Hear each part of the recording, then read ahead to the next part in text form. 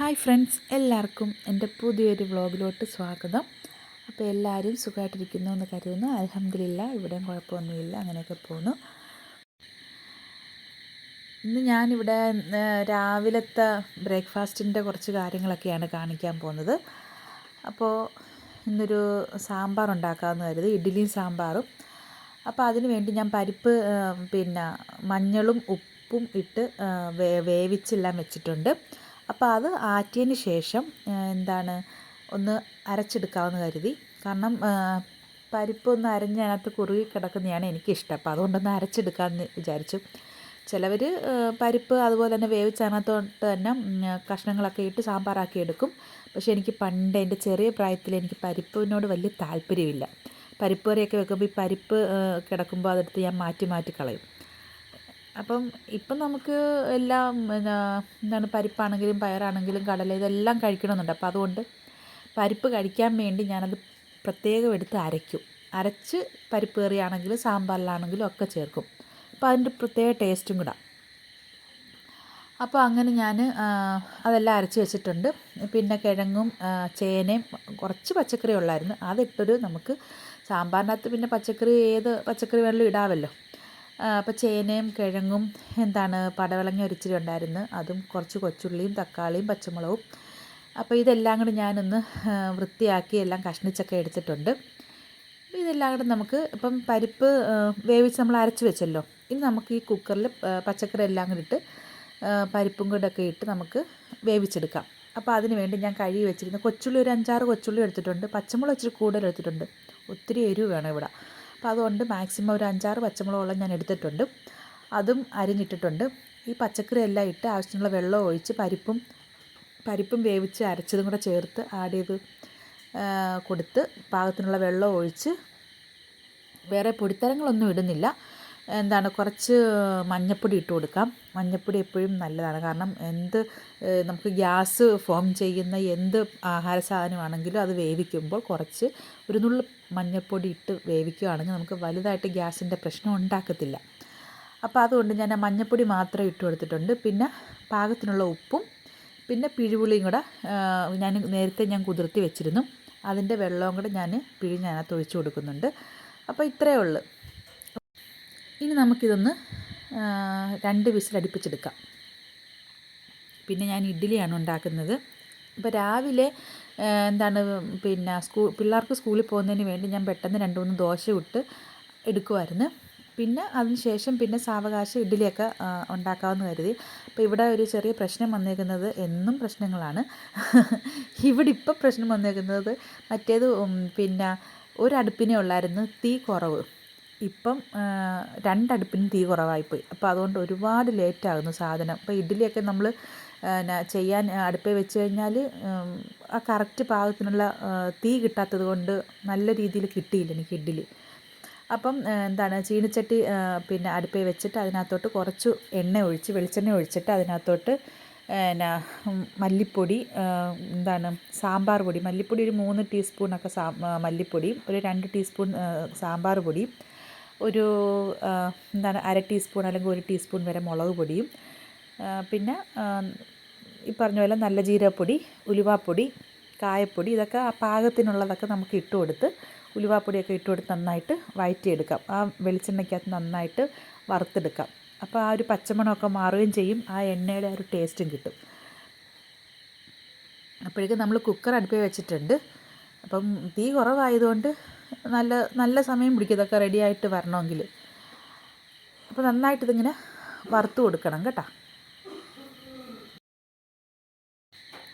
അപ്പോൾ ഈ വീഡിയോ എല്ലാവരും ഫുള്ളായിട്ട് കാണുക. കണ്ടിഷ്ടപ്പെട്ടെങ്കിൽ ലൈക്ക് ചെയ്യുക, ഷെയർ ചെയ്യുക, സബ്സ്ക്രൈബ് ചെയ്യുക, കമൻറ്റ് ചെയ്യുക. അപ്പം ലൈക്ക് ചെയ്യാനും കമൻറ്റ് ചെയ്യാനും മറക്കല്ലേ. എല്ലാവരും ലൈക്ക് ചെയ്താൽ മാത്രമേ കണ്ടവരെല്ലാവരും ഒന്ന് ഇഷ്ടപ്പെട്ടെങ്കിൽ ലൈക്ക് ചെയ്താൽ മാത്രമേ എൻ്റെ വീഡിയോസ് പുതിയ പുതിയ കൂട്ടുകാരിലോട്ടൊക്കെ എത്തത്തുള്ളൂ. അപ്പം എല്ലാവരും ഒന്ന് എന്നെ ഹെൽപ്പ് ചെയ്ത് സപ്പോർട്ട് ചെയ്യുക. അപ്പോൾ അങ്ങനെ നമ്മുടെ സാമ്പാറിൻ്റെ പച്ചക്കറികളെല്ലാം നമ്മൾ പ്രത്യേകം വിസിലടുപ്പിച്ചായിരുന്നല്ലോ. അപ്പോൾ അത് 2 വിസിൽ വന്നപ്പോൾ ഞാൻ പിന്നെ അതങ്ങ് മാറ്റി വെച്ച്. പിന്നെ നമ്മൾ പെട്ടെന്ന് അതിൻ്റെ വിസിൽ പൊക്കുകയും അങ്ങനെ ചെയ്യാതെ റെസ്റ്റ് കൊടുത്ത് അത് അവിടെ ഇരുന്ന് വേകട്ടെന്ന് കരുതി അതങ്ങ് മാറ്റി വെച്ചു. പിന്നെ ഞാൻ എന്താണ് ഇഡ്ഡലി പുഴുങ്ങാൻ വേണ്ടി എല്ലാം തയ്യാറെടുത്ത് ഇഡ്ഡലി പാത്രത്തിലോട്ടെല്ലാം മാവെല്ലാം ഒഴിച്ച് സെറ്റാക്കി അത് അടുപ്പിൽ വെച്ചു. ആദ്യമേ പാത്രത്തിൽ വെള്ളം വെച്ചാണ് അടുപ്പിലോട്ട് വെച്ചത്.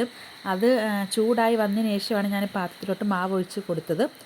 പിന്നെ എന്താണ് ആ കറക്റ്റ് പാകത്തിനുള്ള തീ കിട്ടാത്തതിൻ്റേതായ മിസ്റ്റേക്ക് ഇഡ്ഡലി മാവിന് സംഭവിച്ചിട്ടുണ്ട്. അങ്ങനെ എന്തായാലും ആ ഒരു ട്രിപ്പ് ഇഡ്ഡലിയെ ഞാൻ പുഴുങ്ങിയുള്ളൂ. പിന്നെ ബാക്കി മാവെടുത്ത് ഞാൻ ദോശ ചുട്ടെടുക്കുമായിരുന്നു. കാരണം എനിക്ക് ആ ഇഡ്ഡലി കണ്ടപ്പോൾ തന്നെ എനിക്ക് സങ്കടം വന്നു. പിന്നെ ഞാൻ ഇഡ്ഡലി പുഴുങ്ങാൻ നിന്നില്ല. ഇനി അടുപ്പ് ശരിയായിട്ട് വേണം ഇനി ഇഡ്ഡലിയൊക്കെ പുഴുങ്ങാൻ പറ്റൂ. ആ പാകത്തിനുള്ള തീ കിട്ടണമല്ലോ. പിന്നെ ഞാൻ എന്താണ് സാമ്പാറിൻ്റെ വിസിലൊക്കെ മാറി ഞാനത് ഓപ്പൺ ചെയ്തിട്ട് അത് വീണ്ടും ഞാൻ അടുപ്പത്ത് വെച്ചിട്ട് ഞാൻ ഈ പൊടിത്തരങ്ങളെല്ലാം വഴറ്റി വെച്ചിരുന്നല്ലോ, അതെല്ലാം ഞാൻ അതിനകത്തോട്ട് മിക്സ് ചെയ്ത് കൊടുത്തിട്ട് ആ കഷ്ണം ഒന്ന് എന്താണ് കിഴങ്ങും ചേനയൊക്കെ ഒന്ന് ഉടച്ച് കൊടുത്തിട്ടുണ്ട്.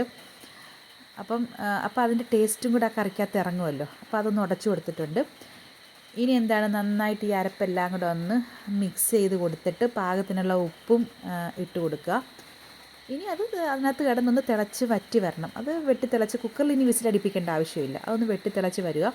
അപ്പോഴേക്ക് നമുക്ക് ഒരു എന്താണ് കടുക് താളിച്ച് അതിനകത്ത് ചേർത്ത് കൊടുക്കാം.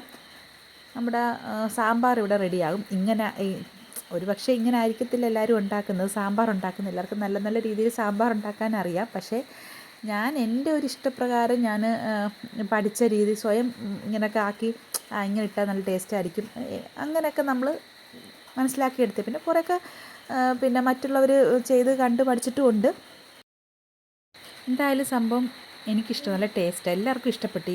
ഇന്നത്തെ ഈ സാമ്പാർ എല്ലാവർക്കും ഇഷ്ടപ്പെട്ടിട്ടുണ്ട്. അപ്പോൾ എല്ലാവരും ഒന്ന് ട്രൈ ചെയ്ത് നോക്കണം കേട്ടോ. പിന്നെ ഞാൻ എന്താണ് കടുക് താളിക്കാൻ വേണ്ടി ചട്ടി അടുപ്പിൽ വെച്ച് എണ്ണ ഒഴിച്ചു, കടുക് ഇട്ടു.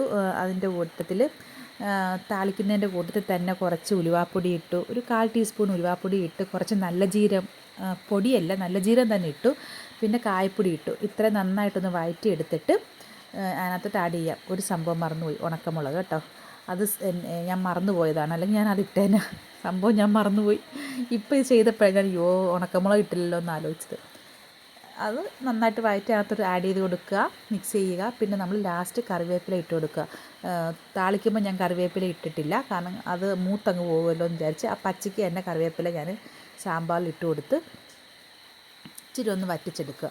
അപ്പോൾ നമ്മുടെ സാമ്പാർ ഇവിടെ റെഡിയായി. സാമ്പാർ സംഭവം സൂപ്പറായിരുന്നു. ഉച്ചയ്ക്കത്തെ ചോറിൻ്റെ കൂടെയും കഴിക്കാം, രാവിലത്തെ പലഹാരത്തിൻ്റെ കൂടെയും കഴിക്കാം. നല്ല അടിപൊളി സാമ്പാറായിരുന്നു. ഇതുപോലെ ഒന്ന് എല്ലാവരും ഒന്ന് ട്രൈ ചെയ്ത് നോക്കണം കേട്ടോ. അപ്പോൾ ഇഷ്ടപ്പെട്ടെങ്കിൽ ഒന്ന് കമൻ്റ് അറിയിക്കണേ, അതുപോലെ ലൈക്കും ചെയ്യണേ. പിന്നെന്താണ്, പിന്നെ ഉച്ചയ്ക്കുള്ളതാണ്. ഉച്ചയ്ക്ക് ഞാൻ പ്രത്യേകിച്ചൊന്നും ഉണ്ടാക്കിയില്ല, കാരണം ഇന്നലെ ഉണ്ടാക്കിയ മത്തിക്കറി ഇരിപ്പുണ്ടായിരുന്നു, മുളക് കറി ഇരിപ്പുണ്ടായിരുന്നു. അപ്പോൾ അതങ്ങ് തീരട്ടെന്ന് കരുതി പിന്നെ ഞാൻ മത്തി എടുത്ത് വെട്ടി കുറച്ചെടുത്ത് ഞാൻ ഫ്രിഡ്ജ് വെച്ചിട്ട് ബാക്കി എടുത്ത് ഞാൻ അരപ്പ് കൂട്ടി പൊരിച്ച് പിന്നെ ഞാൻ തേങ്ങാ ചമ്മന്തി അരച്ചു. പിന്നെ കുക്കുംബർ ഉണ്ടായിരുന്നു, കുക്കുംബർ സവാള സലാഡ് ഉണ്ടാക്കി അതും വെച്ചു. പിന്നെ പപ്പടം പൊരിച്ചു. അപ്പോൾ ഇത്രയൊക്കെ ഉള്ളൂ. ബാക്കിയുള്ള മീൻ താണ്ടേ ഞാനെടുത്ത് ഫ്രിഡ്ജ് വെക്കുമായിരുന്നു, കാരണം ഇന്ന് ഒന്നെങ്കിൽ ഞാൻ കരുതി ഇന്ന് രാത്രിയിലത്തേക്ക് മീൻ കറി ആക്കാമെന്ന്. അപ്പോൾ പിന്നെ എനിക്ക് തലവേദനയൊക്കെ ആയതുകൊണ്ട് ഞാൻ പിന്നെ അതെടുത്തില്ല. ഇനി നാളെ രാവിലെ അങ്ങനെ കറിയാക്കാമെന്ന് കരുതി.